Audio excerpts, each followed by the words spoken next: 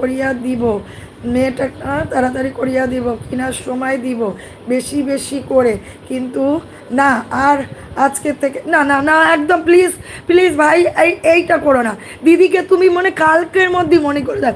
আমি তো দিদি থেকে কিচ্ছু চাই না। দিদি যদি আমাকে বলে অন্নপূর্ণা তুমি একটা আইডি আমার ডেলি রাত্রিরে দেবে, আমি এতটুক বড় গড়া করে আমি লাইভে বলছি, আমি রাত 12টার থেকে সকাল 7টা পর্যন্ত দিদির লাইভে একটা করে আইডি দিয়ে আসবো।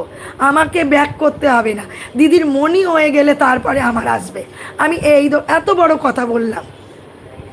রাহুল ভাই, এই রুবেল ভাই, রাহুল ভাই, রুবেল ভাই, রাসেল ভাই, তোমাকে বলছি, তিনজন একই জন।